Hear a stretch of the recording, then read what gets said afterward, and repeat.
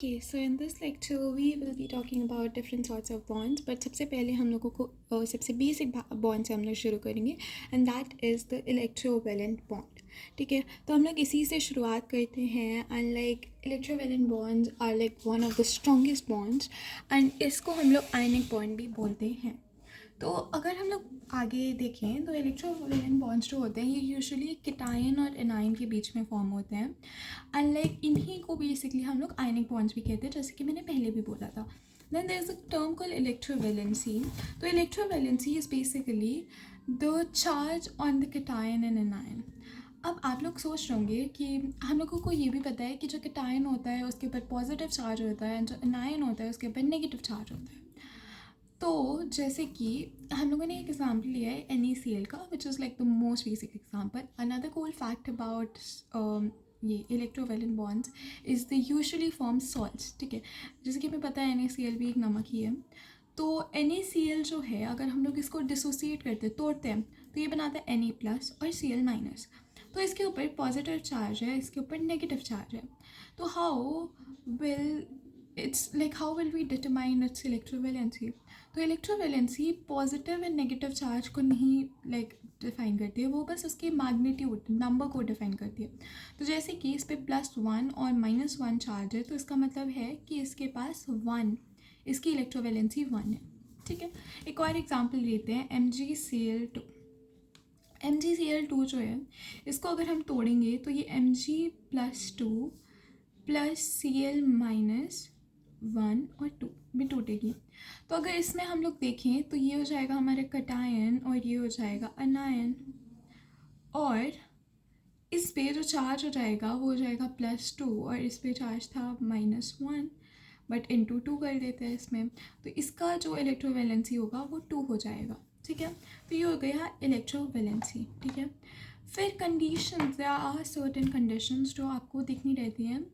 तो कि हम लोगों को पता कैसे चलेगा कि ये दो आइटम्स के बीच में जो बॉन्ड फॉर्म हो रहा है वो लाइक इलेक्ट्रोवेलेंट बॉन्ड है या कौन सा बॉन्ड है एग्जैक्टली. ठीक है, हम लोग आगे और भी बॉन्ड्स के बारे में बात करेंगे. तो एग्जैक्टली कौन सा बॉन्ड है, तो देखो देयर आर सर्टेन थिंग्स जो आपको पता होनी चाहिए. सबसे पहली चीज़ है उसमें से कि उनके अंदर एक बहुत लार्ज अमाउंट ऑफ इलेक्ट्रोनेगेटिविटी का डिफरेंस होता है. इसका मतलब क्या है कि वो बेसिकली ग्रुप 1 एक उसमें एलिमेंट जो होगा वो ग्रुप 1 का होगा और जो दूसरा एलिमेंट होगा वो ग्रुप 17 का हो सकता है या ग्रुप 16 का हो सकता है. तो वो ग्रुप 1 और 2 में से कोई होगा एंड लाइक इसमें ग्रुप 17, 16, 15 इस टाइप के ग्रुप से होंगे, बिलोंग करते होंगे. तो वहाँ पे आपको ये पता होना चाहिए कि वो दो जो वहाँ पे बॉन्ड फॉर्म हो रहा है वो कौन सा इलेक्ट्रोवेलेंट बॉन्ड ही है. ठीक है, एंड जैसे इसी में देख लेते हैं NaCl का एग्जांपल लेते हैं. Na जो है हमें पता है ये ग्रुप 1 से बिलोंग करता है एंड फ्लोरीन जो है वो ग्रुप 7 से बिलोंग करता है, वो सॉरी ग्रुप 17 से बिलोंग करता है. ठीक है, तो इससे हमें ये पता चलता है कि जो इलेक्ट्रोनेगेटिविटी का डिफरेंस है इसमें काफ़ी ज़्यादा हाई होगा फॉर वेरी ऑब्वियस रीजंस. ठीक है, एंड ये जो होते हैं डिफरेंट ग्रुप से बिलोंग करते हैं. और जैसे कि हमें पता है, हम लोगों ने पीरियोडिक टेबल में पढ़ा भी था कि जो लो, जैसे हम लोगों को पता है कि जैसे लो आयनाइजेशन एंथैल्पी होगी इनकी और हाई इलेक्ट्रॉन एफिनिटी होगी. तो ये अगर आपने जो पीरियोडिक टेबल है वो अच्छी तरीके से पढ़ा है तो आपको समझ में आ जाएगा. देन यहाँ पे कुछ एग्जांपल्स दिए हैं, जैसे NaCl का वो हम लोगों ने देख लिया. Na इसमें से ग्रुप 1 का होता है, क्लोरीन जो होता है ग्रुप 17 का होता है. फिर है हमारे पास MgO. मैग्नीशियम हमें पता है ग्रुप 2 का होता है एंड ऑक्सीजन जो होता है वो ग्रुप 16 का होता है, शायद हाँ 16 का होता है, sorry. And then we have Na2O. Na इसमें कहाँ का होगा, ग्रुप 1 का होगा और ऑक्सीजन ग्रुप 16 का होगा.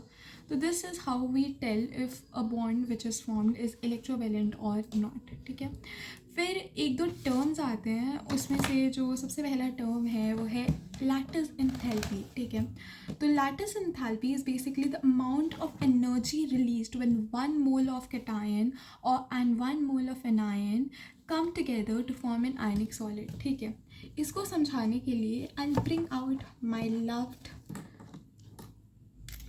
पेन्स. ठीक है, तो अगर मैं बोल रही हूँ कि ये 1 मोल ऑफ कैटायन है या फिर कैटायन ले लेते हैं इसको, एंड ये another mole of an ion है. Now when they come together to form an ionic solid, ठीक है.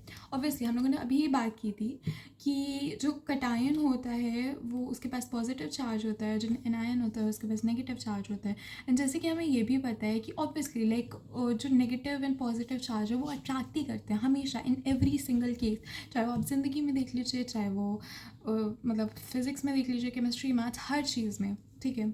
तो अब जैसे अगर मैं इन्हीं दोनों को ले रही हूँ, तो अगर ये दोनों साथ में आएंगे तो ये अट्रैक्ट करेंगे एक दूसरे को, एंड जब ये अट्रैक्ट करते हैं तो ये एक बॉन्ड बना देते हैं, ठीक है. एंड ये जो बॉन्ड होता है ये एक आयनिक सॉलिड बनाता है. Now what does ionic solid mean? Ionic solid कुछ नहीं है, बस जहाँ पे आयनिक बॉन्ड देखने को मिलता है उसका जो लाइक प्रोडक्ट होता है उसको हम लोग ऑब्वियसली आयनिक सॉलिड बोल देता है. तो इन दोनों के बीच में एक आयनिक सॉलिड फॉर्म हो रहा है, ठीक है. तो इनको जब बना रहे थे तो एक एनर्जी रिलीज़ हुई है, ठीक है. ऑब्वियसली अगर आप दो बॉन्ड्स बना रहे हैं तो उसमें एनर्जी फॉर्म होती है, ठीक है. दो लोगों की शादी कराते तो एनर्जी फॉर्म होती है, ठीक है. तो वैसे यहाँ पे भी एनर्जी कुछ रिलीज़ हो रही है, ठीक है. तो जो एनर्जी रिलीज़ हुई है इन दोनों को बनाने के लिए, उस एनर्जी को ही हम लोग कहते हैं लैटिस एंथैल्पी. या फिर इसको हम लोग ऐसे भी कह सकते हैं कि एक मैंने फॉर एग्जांपल इन दोनों को मिला के ये बन रहा था, ठीक है. ब्लू एंड येलो को मिला के हम लोगों ने ग्रीन बनाया. अगर मैं यहीं पे बोल देती हूँ कि इन दोनों को मिलाया मैंने और ये आयनिक सॉलिड जो है वो ग्रीन बना, ठीक है.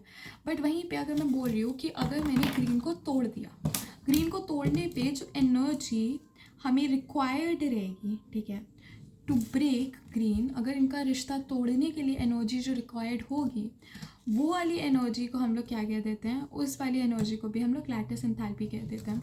तो चाहे तो आप ऐसे कह लो कि मतलब बेसिकली दो हैं, इसके लिए जो एनर्जी दो moles of anion and cation है, लाइक एक मोल एनायन का एक मोल कैटायन का है. एंड इन दोनों को जब मैंने यूज़ किया, मतलब मिक्स किया, मिला दिया, तो एक हमारा आयनिक सॉलिड बना. एंड इसको जो बॉन्ड को बनाने में जो एनर्जी रिक्वायर्ड थी, एनर्जी रिलीज़ की गई थी, उसी को हम लोग क्या कहते हैं, लैटिस एंथैल्पी. या फिर मैंने बोल दिया कि मैंने इस बॉन्ड को तोड़ना था, मुझे जो ये हम लोगों ने इसको बनाया, इसका जो बॉन्ड जो है उसको तोड़ना है टू फॉर्म दिस अगेन. तो इसको तोड़ के अगर मुझे फिर से इसको बनाना है तो उसमें भी जो एनर्जी रिक्वायर्ड होगी उसको भी हम लोग लैटिस एंथैल्पी ही कह देते हैं. Now there are a few factors that effects lattice enthalpy. इसकी बात कर लेते हैं, ठीक है. तो इसमें आता है हमारे पास सबसे पहले चार्ज, ठीक है. सबसे पहला जो होता है वो होता है चार्ज, दूसरा होता है साइज, एंड यही ही होते हैं दो फैक्टर्स. तो जो चार्ज होता है वो लैटिस एंथैल्पी के डायरेक्टली प्रोपोर्शनल होता है, ठीक है. तो मतलब किसी दो हैं, जैसे हम लोगों ने पहले एग्जांपल लिया था MgCl2 का और हम लोगों ने लिया था NaCl का. तो हमें पता है इस पे चार्ज 1 है, इस पे चार्ज 2 है, तो इसकी लैटिस एंथैल्पी ज़्यादा होगी एज़ कम्पेयर टू NaCl, ठीक है. फिर साइज़ का होता है lattice enthalpy is inversely proportional to size, ठीक है. तो इसका मतलब क्या है, इसको हम लोग बहुत अच्छी तरीके से अभी पढ़ेंगे. उससे पहले एक और interesting cheese is lattice enthalpy जो है वो हम लोग बॉर्न हार्बर साइकिल से हम लोग पता करते हैं, ठीक है. उसके बारे में भी आप आगे पढ़ेंगे, ठीक है. तो अगर हम लोग आगे बात करें तो हम लोगों ने जैसे यहाँ पे एग्जांपल ले लिया LiF, NaF और KF की अगर हम बात करें, ठीक है, ये तीन हमारे पास मैंने एक एग्जांपल लिया, ठीक है. अगर मैं इसकी बात करूं तो हमें पता है कि लीना की रब से फरियाद, ठीक है. तो लीना ऐसे होगा क्योंकि फ्लोरीन तो देखो सब में सेम ही है, ठीक है. अब इनको हमें अरेंज करना है according to the lattice enthalpy.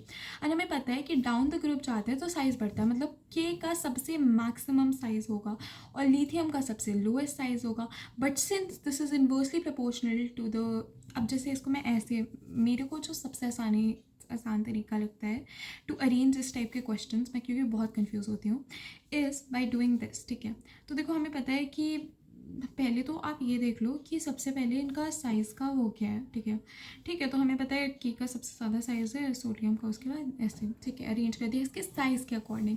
अब इसका उल्टा कर देंगे तो लैटिस एंथैल्पी का मिल जाएगा. तो LiF का मैक्सिमम होगा, फिर NaF का होगा, फिर KF का होगा.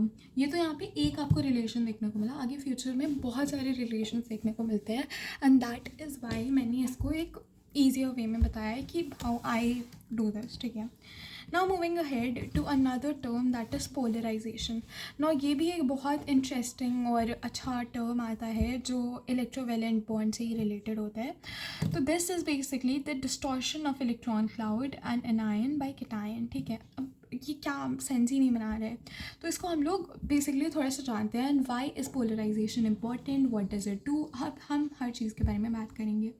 तो जो पोलराइजेशन होता है, सबसे पहले तो आपको ये पता होना चाहिए, जब पोलराइजेशन बढ़ता है तो कोवेलेंट कैरेक्टर बढ़ता है, और अगर कोवेलेंट कैरेक्टर बढ़ेगा तो आयनिक कैरेक्टर कम होगा। ये हमें पता होना चाहिए, ठीक है। इसको समझाने के लिए मैं सबसे पहले आपको लिख के दिखाती हूँ। कोवेलेंट कैरेक्टर जो है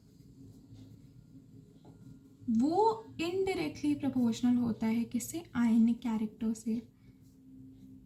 एंड इसमें बोला गया है अगर कोवेलेंट कैरेक्टर बढ़ेगा तो पोलराइजेशन बढ़ेगा, एंड अगर पोलराइजेशन बढ़ रहा है तो आयनिक कैरेक्टर क्या होगा, कम होगा। तो polarisation is inversely proportional to ionic character. क्या लिख रही हूँ, is inversely proportional to ionic character, ठीक है। तो यही ही बोलता है ये, ठीक है। And covalent character in ionic compound, ठीक है। अब ये एक बहुत अजीब सी स्टेटमेंट बोली है। मैंने अभी बोला कि कोवेलेंट कैरेक्टर जो होते हैं वो आयनिक कैरेक्टर की एकदम ऑपोजिट होते हैं, ठीक है। But this is a very interesting चीज़ जो होती है, and that is covalent character in ionic bonds, ठीक है। अब इसका क्या मतलब है, तो जैसे कि मैंने बोला NaCl ही ले लेते हैं, ठीक है। हम लोगों का प्यारा बिलावेड एग्जाम्पल NaCl। अब क्या होता है हमारे पास कि Na के आउटर मोस्ट शेल में 1 इलेक्ट्रॉन होता है और क्लोरीन के आउटर मोस्ट शेल में 7 इलेक्ट्रॉन्स होते हैं, ठीक है। 7 इलेक्ट्रॉन है। अब क्या करना है, अगर ये 1 इलेक्ट्रॉन लूज़ कर देगा तो इसके पास क्या आ जाएगा, इसके पास हमारा लाइक स्टेबिलिटी आ जाएगी, नोबल गैस कॉन्फिगरेशन आ जाएगा। एंड इसने अगर 1 इलेक्ट्रॉन लूज़ कर दिया, 1 इलेक्ट्रॉन गेन कर दिया, तो इसके पास भी आ जाएगा नोबल गैस कॉन्फिगरेशन। तो ये अपना इलेक्ट्रॉन जो है इसको देता है। अब क्या होता है कि instead of like totally sharing इसका electron, there are certain situations जहाँ पे ये पूरी तरीके से अपना इलेक्ट्रॉन नहीं देता है, एंड इंस्टेड वो ऐसे अपनी तरफ खींच लेता है। बट ऑब्वियसली क्योंकि ये ज़्यादा इलेक्ट्रोनेगेटिव है तो उसने अपनी तरफ खींच लिया इस इलेक्ट्रॉन को, एक ही इलेक्ट्रॉन था, एक इलेक्ट्रॉन को इसने अपनी तरफ खींच लिया। तो इसी को, एंड ये पता है ये कोवेलेंट कंपाउंड्स में देखा जाता है, बट ये दोनों आयनिक हैं, ये दोनों आयनिक बॉन्ड फॉर्म करते हैं। तो यहाँ पे अगर आयनिक ऐसे कंपाउंड के अंदर कोवेलेंट कैरेक्टर देखने को मिलता है, and that is basically the sharing of electrons, तो उसको हम लोग बोलते हैं क्या, पोलराइजेशन। वहीं पे हमें पोलराइजेशन देखने को मिलता है। अब पोलराइजेशन हम लोग बताएंगे कैसे, तो उसके बारे में हम बात करते हैं। तो सबसे पहले होता है एक रूल जिसका नाम होता है फजान्स रूल। तो फजान्स रूल जो है वो कंपेयर करने में हेल्पफुल होता है किसका, कोवेलेंट कैरेक्टर का इन आयनिक कंपाउंड्स, ठीक है। तो वो बेसिकली क्या करता है कि जो मैंने अभी जिसकी अभी बात की थी ना, इस चीज़ की, ये जो फिनोमिनन था, इसकी जो हम लोगों ने बात की थी, इसी के बारे में क्या फजान्स रूल बताता है, इसी के बारे में सीक्वेंस पे अरेंज करना बताता है। हम लोगों ने देख तो लिया कि ये विटनेस लाइक करा है हम लोगों ने, बट ये होता कैसे है, कहाँ होता है exactly, and like how does it actually work, और कहाँ पे इसको कैसे हम लोग कंपेयर कर सकते हैं दो डिफरेंट वैल्यूज़ को, उसके बारे में हम लोग इसमें बात करी जाती है। तो जो फजान्स रूल होता है उसमें दो चीज़ें आती हैं। ऑब्वियसली फजान्स रूल के अंदर हम लोगों को कैटायन का अलग देखने को होता है, कैटायन का ऑर्डर अलग बताया था इन्होंने, एंड एनायन का ऑर्डर अलग बताया था, ठीक है। तो मैं बात करती हूँ इसकी, ठीक है। तो देखो, अगर मैं बात करती हूँ तो पोलराइजेशन आयनिक कंपाउंड के अंदर ये बताता है। एंड एक और इंटरेस्टिंग चीज़, जो कैटायन होता है उसके अंदर अगर पोलराइजेशन हो रहा होता है तो उसको कहते हैं polarising power.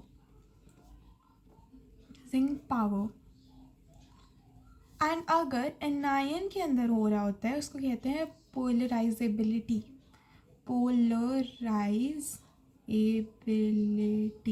I hope I spelled it right, but हाँ, एक इंटरेस्टिंग चीज़ जो आपको लाइक इसको याद करने के लिए आप निमोनिक बना सकते हैं, ए से होता है एनायन, इन ए से होता है एबिलिटी। तो मैंने उसको ऐसे ही याद किया है कि एनायन के अंदर पोलराइजेबिलिटी होती है, क्योंकि इसमें ऐसा क्वेश्चन आ सकता है। तो एनायन के अंदर पोलराइजेबिलिटी होती है एंड कैटायन के अंदर पोलराइजिंग पावर होती है, ठीक है। फिर अगर हम कैटायन की बात करें तो देखो फजान्स रूल जो है वो 2 पार्ट्स में हम लोगों ने डिवाइड किया है, फजान्स रूल, ठीक है। तो पहला होता है इसमें कैटायन वाला एंड वो कैसे डिपेंड करता है, एंड दूसरा होता है एनायन वाला एंड वो कैसे डिपेंड करता है, ठीक है। तो कैटायन की बात करें तो polarisation is directly proportional to the charge, पहला पॉइंट। दूसरा पॉइंट होता है that is polarisation is inversely proportional to the size. अब आप कहिए यार ये तो लैटिस एंथैल्पी की तरह नहीं, इसमें और भी आगे चीज़ें आती हैं। और तीसरा होता है अगर चार्ज सेम है, ठीक है। तो अगर जैसे ऐसा है कोई कैटायन जहाँ पे चार्ज सेम है, तो हम लोग देखते हैं कि डी ब्लॉक का है एलिमेंट या एफ या पी और एस ब्लॉक का है, ठीक है। पी या एस ब्लॉक का है, और अगर वो पी और एस ब्लॉक का होता है तो उसकी कैटायन उसका पोलराइजिंग पावर या पोलराइजेबिलिटी जो होता है वो कम होता है, ठीक है। एंड अगर हम लोग बात करें, अगर ऐसा भी है कि मतलब यार डी एन एफ में भी डी ब्लॉक के 2 एलिमेंट्स हैं, ठीक है। तो वहाँ पे क्या होता है कि देखते हैं कि किसका ज़्यादा मतलब स्टेबल कॉन्फ़िगरेशन है। लेस स्टेबल वाला जो होता है उसकी ज़्यादा होती है एंड मोर स्टेबल वाले की कम होती है। इसको हम लोग बहुत अच्छी तरीके से आप देखते हैं, ठीक है। सबसे पहले आता है देखो polarisation is directly proportional to charge, इसको मुझे समझाने की कोई ज़रूरत नहीं है। फिर polarisation is indirectly proportional to the size, ये भी हम लोग देख चुके हैं। D block and P and S block का वो होता है, ठीक है। तो ये भी हम लोगों ने प्रीटी मच हम लोग आइडेंटिफाई कर लेंगे कि हाँ भाई ये डी ब्लॉक का एलिमेंट है, ये पी या एस ब्लॉक का है, तो ऑब्वियसली डी ब्लॉक वाले में ज़्यादा होता है, ये भी हम लोगों ने पढ़ा है। Less stable and more stable का अगर मैं एग्जांपल दूँ तो जैसे कि होता है हमारे पास सी यू एस अगर है एंड सी यू या जेड एन एस दिया है, ठीक है।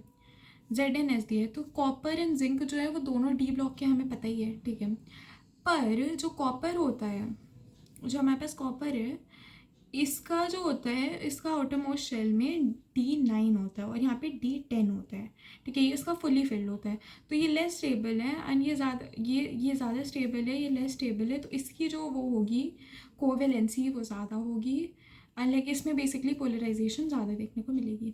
Now moving on to anions, ठीक है। एनायन का थोड़ा सा उल्टा है कुछ केस में, तो polarisation is directly proportional to charge, ये तो आप रट ही लीजिए। अगर पोलराइजेशन है, लैटिस एंथैल्पी है, पोलराइजेशन में दोनों कंडीशन में पोलराइजेशन जो है वो डायरेक्टली प्रोपोर्शनल होती है चार्ज की। दूसरा पॉइंट थोड़ा सा अलग है which is polarisation is directly proportional to the size is well in anion का केस, ठीक है।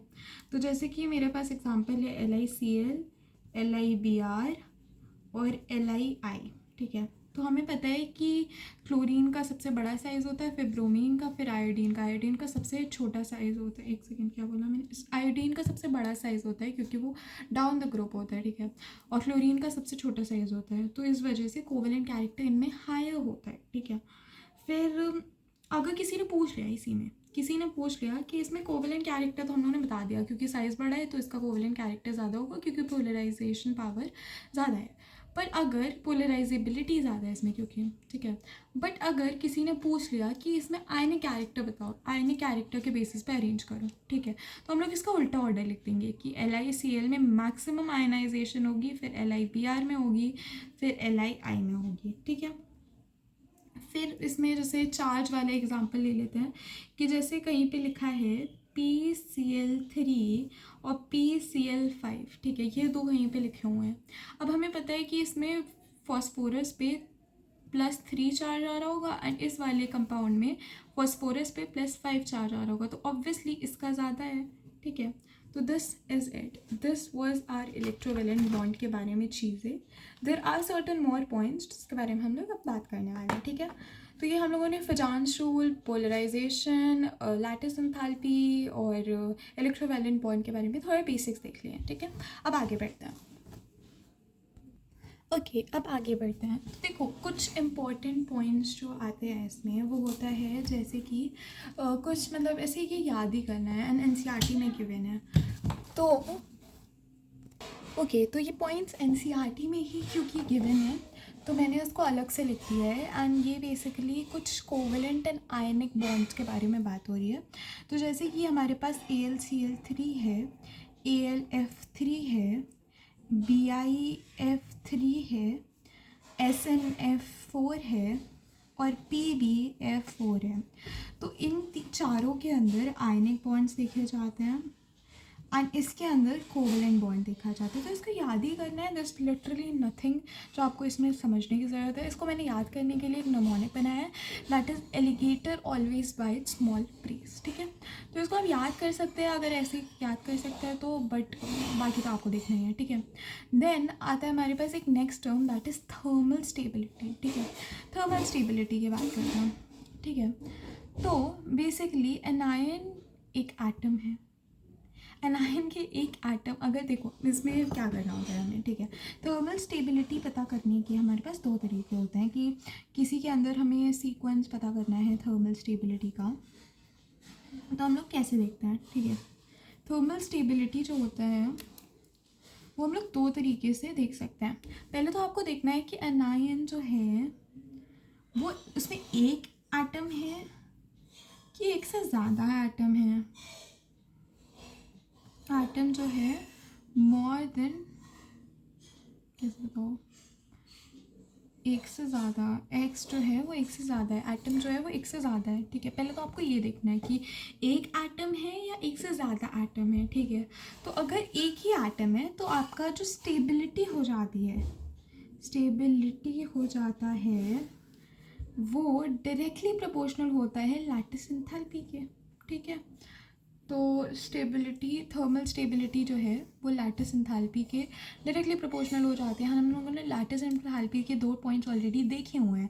लैटिस की चार्ज जो होता है वो डायरेक्टली प्रोपोर्शनल होता है किसके, लैटिस एंथैल्पी के, एंड दूसरा पॉइंट था कि size is inversely proportional to lattice enthalpy. ठीक है, और दूसरा जो होता है अगर एक से ज़्यादा एटम है तो इस केस में क्या हो जाता है कि जो स्टेबिलिटी होती है उसको पता करने के लिए हम लोगों को फजान्स रूल का हेल्प लेना रहता है, फजान्स रूल। एंड हम दोनों ही चीज़ों के बारे में ऑलरेडी देख चुके हैं, फजान्स रूल के बारे में भी हम लोग पढ़ चुके हैं, लैटिस एंथैल्पी के बारे में भी ऑलरेडी पढ़ चुके हैं। तो आपको थर्मल स्टेबिलिटी कहीं पे भी पता करनी हो या कहीं पे भी स्टेबिलिटी भी पता करनी हो तो आप क्या करिएगा, अगर आपको नहीं समझ में आ रहा है तो आप क्या करिएगा, पहले देखिएगा कि उसके अंदर अनायंस कितने हैं। अगर एक से ज़्यादा अनायन हैं उसके अंदर तो बेसिकली क्या होगा कि हम लोग फजान्स रूल फॉलो कर लेंगे, बट अगर एक से कम होगा तो लैटिस एंथैल्पी देख लेंगे। एंड हम लोगों को फजान्स रूल के भी रूल्स पता हैं कि क्या क्या होते हैं, एंड हमें इसके भी लैटिस एंथैल्पी के भी रूल्स पता है। और बाकी स्टेबिलिटी जो होता है, स्टेबिलिटी अगर ऐसे ही आ गया, ठीक है, stability is directly inversely proportional to covalent bond, and क्योंकि कोवेलेंट बॉन्ड के इन्वर्सली प्रोपोर्शनल है तो it will also be inversely proportional to the polarisation. ठीक है, तो ये हो गया। अब हम लोग दूसरा एक छोटा सा टॉपिक आता है which is melting point and boiling point. तो melting point and boiling point की बात करें तो जब melting point and boiling point कम होता है तो कोवेलेंट कैरेक्टर जो है, कोवेलेंट कैरेक्टर जो है वो बढ़ता है। ठीक है, तो melting point and boiling point अगर कम होगा तो कोवेलेंट कैरेक्टर बढ़ेगा। ठीक है, तो ये हो गया। लाइक इसमें जैसे हमें पता है कि कोवेलेंट कैरेक्टर को देखने के लिए हमें पोलराइजेशन चेक करना रहता है, तो पोलराइजेशन हम लोग चेक कर लेंगे। पोलराइजेशन अगर हम लोगों ने चेक किया एंड हम लोगों को पता चल गया, अच्छा ठीक है इसका पोलराइजेशन ज़्यादा है, मतलब इसका मतलब है कि इसका मेल्टिंग पॉइंट, इसका पोलराइजेशन ज़्यादा है तो इसका मतलब है कि उसका कोवेलेंट कैरेक्टर ज़्यादा है, एंड कोवेलेंट कैरेक्टर ज़्यादा है तो उसका melting point and boiling point कम है। एग्जाम्पल देखते हैं। ठीक है, यहाँ पे पूछा गया है कि AlCl3, NaCl, LiCl, BeCl में किसका सबसे ज़्यादा क्या है, मेल्टिंग पॉइंट है, हाईएस्ट मेल्टिंग पॉइंट किसका है। तो हम लोग सबसे पहले इसमें पोलराइजेशन चेक करेंगे। पोलराइजेशन चेक करने के लिए पहले तो हम लोग देखते हैं कि इसमें क्या सेम है। ठीक है, हम लोगों ने देखा कि एनायन वाला जो पार्ट है वो सेम है, कटायन वाला पार्ट डिफरेंट है। एंड कटायन के लिए हम लोगों के पास रूल्स थे। अब ये वाला जो है ये हमारा ऑलरेडी किससे सॉल्व हो जाएगा, ये हमारा ऑलरेडी हो जाएगा जो रूल्स थे उसमें साइज़ वाला, तो साइज़ के इन्वर्सली प्रोपोर्शनल था। तो लिथियम है, सोडियम है, बेरिलियम है, ठीक है। तो सबसे ज़्यादा तो इसमें साइज़ हो जाएगा हमारे पास किसका, सबसे ज़्यादा सोडियम का हो जाएगा, और फिर होगा लिथियम का, फिर होगा बेरिलियम का, अकॉर्डिंग टू दिस, ठीक है, अकॉर्डिंग टू दीज थिंग्स। फिर उसके बाद एल का जो है साइज़ वो तो और भी कम होगा, तो सबसे कम हो जाएगा एल का। तो सबसे ज़्यादा साइज़ क्योंकि सोडियम का है, ठीक है, साइज़ जो सबसे बड़ा है वो सोडियम का है। इसका मतलब है, अब हमें पता था size is inversely proportional to polarisation, ठीक है। एंड अगर साइज़ इन्वर्सली प्रोपोर्शनल है पोलराइजेशन के, तो size will also be indirectly proportional to covalency. And अगर वो कोवेलेंसी के इनडायरेक्टली प्रोपोर्शनल है तो मेल्टिंग पॉइंट और बॉइलिंग पॉइंट किसका हाई होगा, सोडियम वाले का ही। तो this will be the answer, ठीक है। अब अगर हम आगे बढ़ें तो एक और टर्म आता है जैसे थर्मल स्टेबिलिटी हो गया हम लोगों का, मेल्टिंग पॉइंट, बॉइलिंग पॉइंट हो गया, इसी टाइप का एक और टर्म आता है दैट इज सॉल्युबिलिटी, ठीक है। ये मतलब छोटे छोटे टर्म्स है that we need to know about. तो आता है सॉल्युबिलिटी। तो सॉल्युबिलिटी की बात करें तो जनरली लाइक डिसॉल्व्स लाइक, ठीक है। इसको हम लोग 12th में बहुत डिटेल में पढ़ते हैं, सॉल्युबिलिटी एक चैप्टर ही है तो उसी में हम लोग पढ़ते हैं। बट इसका मतलब ये होता है कि जैसे अगर कोई पोलर है, कोई कंपाउंड पोलर है, तो वो पोलर को ही अपने अंदर लाइक उसके साथ ही डिसॉल्व करेगा, ठीक है। कोई नॉन पोलर है तो नॉन पोलर के अंदर ही वो डिसॉल्व होगा, ठीक है। तो इसका मतलब है कि जैसे आयनिक जो होते हैं, आयनिक कैरेक्टर अगर किसी चीज़ के अंदर है तो वो H2O में डिज़ोल्व होगा। इसका रीज़न अभी मैं बताती हूँ, ठीक है। और अगर वो कोवेलेंट कैरेक्टर उसके अंदर है, कोवेलेंट कैरेक्टर है, तो वो H2O में डिज़ोल्व नहीं होगा। तो इसमें होगा, इसमें नहीं होगा। इसका रीज़न क्या है, आयनिक कैरेक्टर के अंदर देखा जाता है पोलराइजेशन, ठीक है, पोलराइजेबिलिटी देखी जाती है। एंड H2O जो है इसमें ये पोलर होता है, ठीक है। ये हमें पता है कि आयनिक पोलर होता है। क्यों पोलर होता है, क्योंकि इसमें दो ऐसी चीज़ें होती हैं जो एकदम ही ऑपोजिट होती हैं। एंड H2O भी होता है पोलर, ठीक है। H2O भी पोलर है और आयनिक कैरेक्टर, आयनिक बॉन्ड जो होते हैं वो भी पोलर होता है। इस वजह से लाइक डिजॉल्व लाइक की वजह से ये इसको इसके अंदर डिजॉल्व कर लेगा। वहीं पे कोवेलेंट कैरेक्टर जो होते हैं नॉन पोलर होते हैं, इसकी वजह से H2O में डिजॉल्व नहीं होगा, ठीक है। अब हम लोग सॉल्युबिलिटी को कंपेयर करते हैं, ठीक है। तो जैसे एक एग्जांपल है यहाँ पे Na2S ZnSCuS, ठीक है, ये बोझ आ गया है, ठीक है। अब इसमें आप बहुत सारे तरीक़ों से पता कर सकते हैं, जैसे कि हम लोग फजांस रूल लगा सकते हैं। फजांस रूल लगा के हम लोग पता कर सकते हैं, ठीक है। तो पहले तो CuS हम लोग को पता है कि इसमें क्या सेम है, कटायन वाला पार्ट जो है वो डिफरेंट है, एनायन वाला पार्ट जो है सेम है। तो हम लोग कटायन ही ले लेते हैं, ZnSCuS। ये तो हम लोगों ने पहले भी किया था। ZnS और CuS में Cu के पास ज़्यादा होगी और फिर सोडियम के पास उससे भी ज़्यादा होगी, ठीक है। तो ये हो जाएगा ऑर्डर, क्योंकि इसका साइज़ भी तो बड़ा है, ठीक है। तो this will be the order. फिर आता है एक नया term that is hydration enthalpy and it's quite important. तो इसके देखते हैं, एंथैल्पी, हाइड्रेशन एंथैल्पी, ठीक है। तो हाइड्रेशन एंथैल्पी एग्जैक्टली होता क्या है, ठीक है। तो जैसे कि मैं इसी से पहले बताती हूँ। तो देखो ये सॉल्वेशन पावर होती है, वो कह सकते हैं। एंड ये आयनाइजेशन और डाइपोल इंटरेक्शन के बीच में देखी जाती है, ऑब्जर्व की जाती है, ठीक है। तो जैसे कि इसका मतलब क्या हुआ, जैसे मैंने लिया NaCl, इसको मैंने डाल दिया H2O के अंदर, तो ये क्या करेगा, Na+ में टूटेगा, NCl- में टूटेगा, ठीक है। बट एग्जैक्टली हो क्या रहा है, अब हम लोग पानी के पतीले के अंदर देखते हैं, ठीक है। यहाँ पे सोडियम है, यहाँ पे क्लोरीन है, ये Na+ है, ये Cl- है। तो क्या होता है यहाँ पे कि H2O जो है वो इसको सराउंड कर लेता है, Cl को भी एंड Na को भी, ठीक है। ये Cl एंड Na को सराउंड कर लेता है। एंड इसका जो नेगेटिव पार्ट है, लाइक ऑक्सीजन जो है वो नेगेटिव है H2O के अंदर, तो ऑक्सीजन जो है वो Na को सराउंड कर लेगा एंड उसके साथ बॉन्ड बनाने की कोशिश करेगा एंड क्लोरीन के साथ H आ जाएगा, ठीक है। तो ये ऐसा होता है, बट एक पॉइंट ऐसा आता है कि वो उसको भी छोड़ देता है, ठीक है। तो इवेंचुअली Na+ और Cl- अकेले हो जाते हैं, ठीक है। बट इसके अंदर जब ये लोग बना रहे होते हैं तो ऑक्सीजन जो होता है वो सोडियम से जुड़ता है एंड उसको झूठी दिलासा देता है कि आओ मैं तुम्हारे साथ बॉन्ड बनाऊंगा। एंड फ्लोरीन जो है उसको भी झूठी दिलासा मिलती है कि हाइड्रोजन से कि हाँ आओ तुम मेरे साथ, मैं तुम्हें बॉन्ड बनाऊंगा। एंड मतलब वो लोग तो और खुश हो जाते हैं कि भाई बढ़िया है, क्योंकि उनका जो स्ट्रॉन्ग है HCl, जैसे फॉर एग्जांपल अगर HCl बन जाता है तो ये ज़्यादा स्ट्रॉन्ग बॉन्ड होगा। क्यों ज़्यादा स्ट्रॉन्ग बॉन्ड होगा? क्योंकि ये G1 का है, मतलब ग्रुप 1 का है, और ये ग्रुप 17 का है, ठीक है। वहीं पे NaCl जो है, ये जो है वैसे तो देखा जाए तो ये भी ग्रुप 1 का ही है, बट साइज़ वाला फैक्टर भी आ जाता है, ठीक है। इसका साइज़ कंपेरेटिवली जो है Na का जो साइज़ है वो कंपेरेटिवली ज़्यादा बड़ा होता है एज़ कम्पेयर टू H, ठीक है। तो यस ये था, ठीक है। तो इसी को कहते हैं हम लोग हाइड्रेशन एंथैल्पी, ठीक है। तो इसमें जो क्या था, इसी में जो एनर्जी रिलीज होती है उसी को कहते हैं हम लोग हाइड्रेशन एंथैल्पी, ठीक है।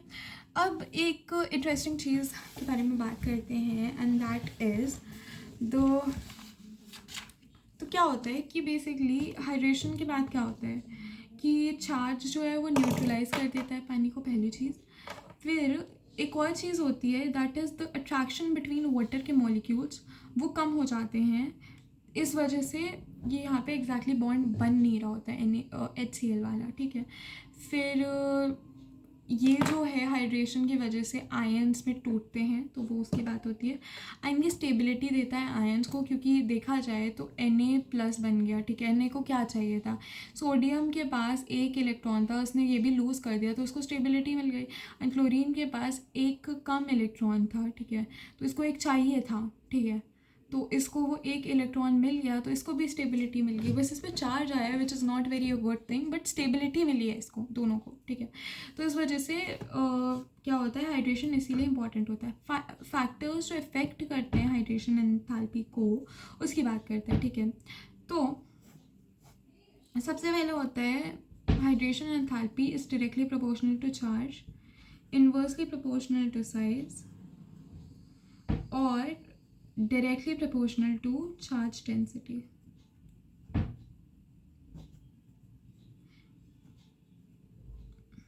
इसके बारे में हम लोग ऑलरेडी काफ़ी बात कर ही चुके हैं, तो उतना कुछ ज़रूरत है नहीं इसके बारे में और देखने की। बट जैसे कि हमारे पास लिथियम, सोडियम, पोटाशियम और सीजियम है, ठीक है। तो हमें पता है कि देखो इन्वर्सली प्रोपोर्शनल है साइज़ के। तो देखो लिथियम का जो साइज़ है उसमें सबसे ज़्यादा छोटा दिख रहा है, क्योंकि सबसे ऊपर वही है, ठीक है। And as we move down the group तो सीजियम का टेक्निकली देखा जाए सबसे बड़ा साइज़ है, एंड सबसे बड़ा साइज़ है तो उसी की हाइड्रेशन एंथैल्पी जो होगी वो सबसे कम होगी, ठीक है। फिर फ्लोरीन, ब्रोमीन, आयोडीन की बात करें तो हमें पता है आयोडीन का साइज़ सबसे बड़ा है तो उसकी हाइड्रेशन एंथैल्पी सबसे कम होगी। फिर वहीं पे फ्लोरीन जो है, अब देखो एक इंटरेस्टिंग चीज़, फ्लोरीन जो है सबसे ज़्यादा हाइड्रेटेड होता है। क्यों सबसे ज़्यादा हाइड्रेटेड होता है? क्योंकि उसका सबसे छोटा साइज़ होता है, ठीक है। अब देखा जाए तो सबसे छोटा साइज़ है, क्योंकि वो पीरियड में भी यहाँ पे एंड पे आता है एंड देन इसमें भी वो सबसे ऊपर आ रहा है, इस वजह से इसका सबसे ज़्यादा छोटा साइज़ होता है, जिसकी वजह से फ्लोरीन का सबसे छोटा साइज़ है, जिसकी वजह से क्या हो रहा है कि उसमें मतलब उसकी हाइड्रेशन एंथैल्पी सबसे ज़्यादा होती है, ठीक है। तो ये हो गया।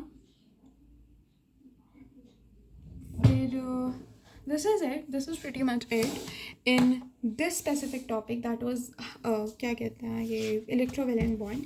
इसके बाद हमारे पास डिफरेंट बॉन्ड्स आते हैं, जैसे कि हम लोगों ने पहले भी पढ़ा था सबसे पहले लेक्चर में, that we have different types of bonds. तो देखो दो टाइप के होते हैं, एक स्ट्रॉन्ग बॉन्ड होता है, एक वीक बॉन्ड होता है।